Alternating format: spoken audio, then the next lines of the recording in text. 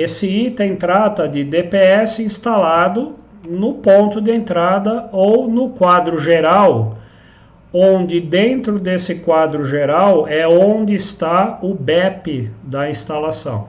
Lembrando que o ponto de entrada, o BEP, tem que estar no ponto de entrada. Tudo isso tem a ver com a posição do BEP.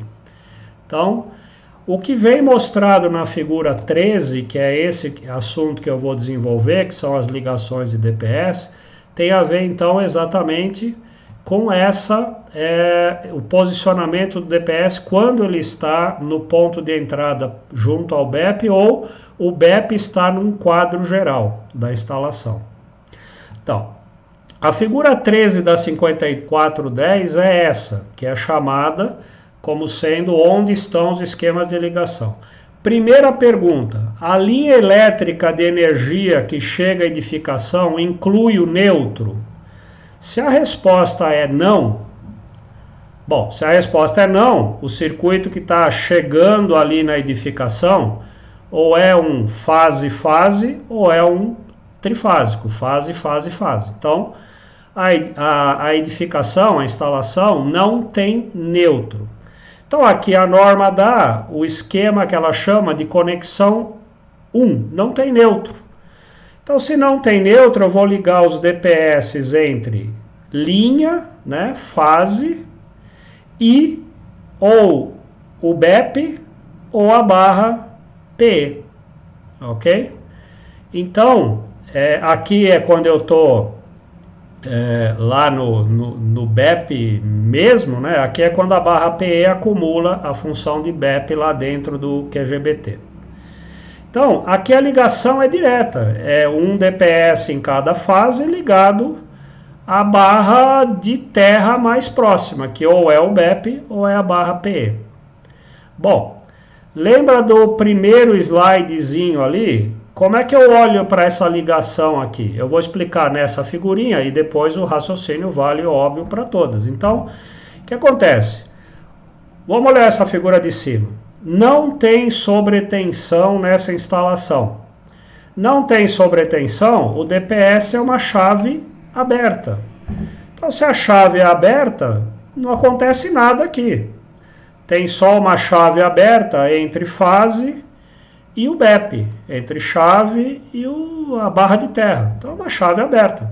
Chave aberta, chave aberta, chave aberta. Não aconteceu nada, uma chave aberta.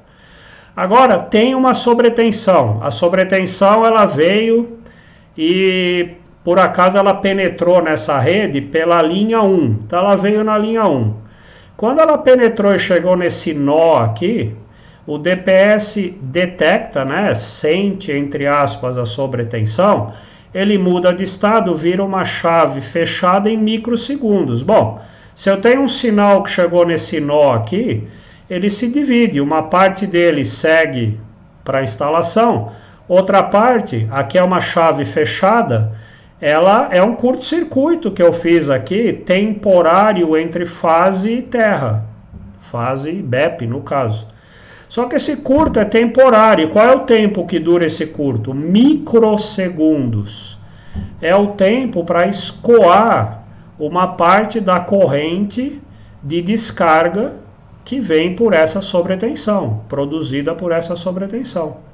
Então ela escoa por um microsegundo uma boa parte para cá, tensão e corrente, e só que o DPS nem sempre consegue desviar tudo para o terra, para o BEP. Aí uma partezinha ele deixa passar e segue para a instalação. Bom, acabou o microsegundo, a chave volta à posição aberta e a instalação continua. Ok? Agora lembra aquilo que eu falei? Se tiver um defeito interno no DPS aqui e ele entrar em curto, ok? Ele criaria um curto-circuito direto aqui, ó, entre fase e BEP. Seria um curto permanente. Daí a 5410 tem um item aqui na parte de DPS em que é obrigatório existir um dispositivo de proteção contra curto, ok? Ou aqui na linha, se ele for suficiente para entender um curto aqui, ou aqui, em série, direto com o DPS, ou até interno ao DPS. Isso também é assunto para desenvolver em outra aula. Ok? Então, muito bem. Então vamos lá. Eu tenho uma instalação que não recebe neutro. Isso daqui deve ter em vários lugares do Brasil. O primeiro que sempre me vem à mente é na cidade de Santos. Historicamente, lá pela eletrificação da cidade de Santos, vários bairros mais antigos ali de Santos não é distribuído neutro. Então esse seria um típico caso ali. Então não tem neutro, óbvio, se não tem neutro eu não vou ligar o DPS entre neutro e nada, porque não tem neutro, beleza?